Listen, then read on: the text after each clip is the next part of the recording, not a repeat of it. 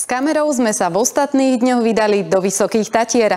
Naším cieľom tentokrát neboli štíty či plesá. Rozhodli sme sa trochu viac dozvedieť o tunajších historických električkách.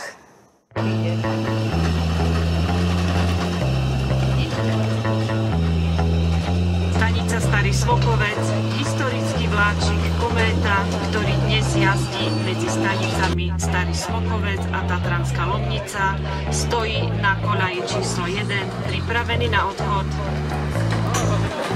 Vážení cestujúci, dobrý deň, ja vás vítam na palube našej historickej električky Kométa, ktorá dnes a tohto roku oslavuje 110 rokov. Odvedieme sa spoločne do Tatranskej Lomnice. Zážitková jazda vláčikom sa môže začať. Hoci lavice vo vozňoch sú z dreva, sedí sa na nich pohodlne a my si môžeme vychutnávať okolitú prírodu.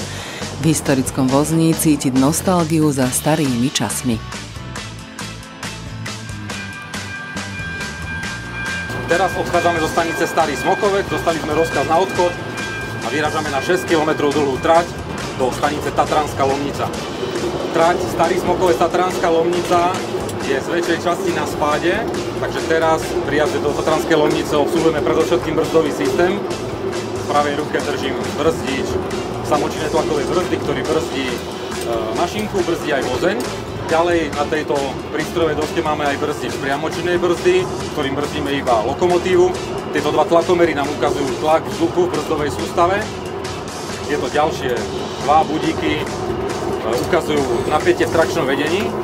Teraz máme 1400 V a ten druhý ukazuje trakčný prúd. No a keďže ideme s otrvačnosťou dole kopcom, tak je nulový odber. Super. Dnes tento elektrický vláčik vozí turistov. V minulosti to tak nebolo.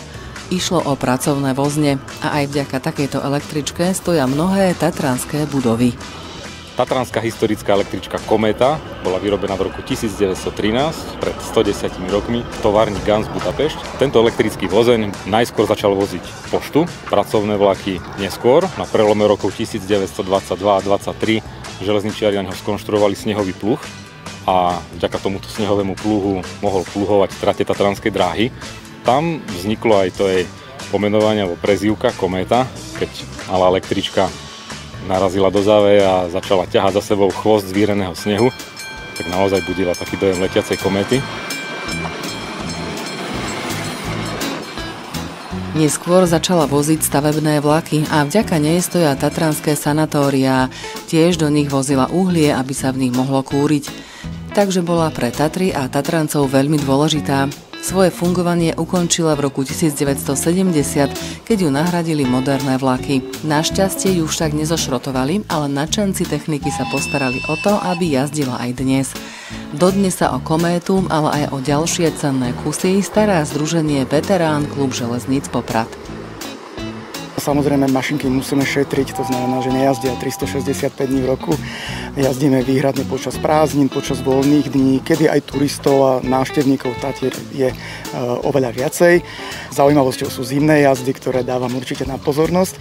No a partia ľudí, ktorá sa o to stará, sú v podstate úplne obyčajní smrteľníci, ktorí niekde cez týždeň pracujú a potom cez víkend prídu a jazdia od rána do večera, ale robia to pretože je to láska. Táto mašinka je niečo, čo si raz zaľúbite a už sa potom neviete rozlúčiť a neviete na ňu zabudnúť, takže sa stále vraciame. Je to atrakcia pre deti, je to atrakcia pre dospelých, dokonca veľmi zaujímavá vec aj pre starších ľudí, pre seniorov, ktorí možno niekedy v takejto alebo podobnej električke cestovali a radi si prídu na vstúpia a pospomínajú. Na Tatranskej železnici slúžilo viacero električiek a elektrických vozňov. Práve Kométa bola jedinečná svojho druhu, bola vyrobená iba jedna. Dokonca mala aj takú úpravu, mala nakladný prevod, takže umožňovalo vlastne využiť tú ťažnú silu. A bol to jediný typ, ktorý bol tu na túto železnicu vyrobený. Tatranská železnica je v zmysle platnej legislatívy železničnou dráhou, to znamená, že aj vozidlá sú elektrické vozne, rušne, prívesné vozne.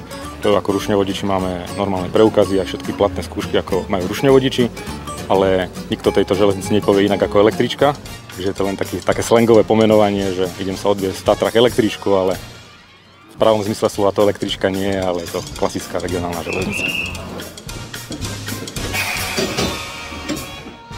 Tento ročník je zaujímavý práve tým, že oslavujeme 3 veľké výročia. Prvé je 110 rokov, 110. narodeniny našej električky Kométy, 40 rokov veterán klubu Železníc a to posledné je 10 rokov tej aktuálnej prevádzky nostalgických jazd na tatranských tratiach.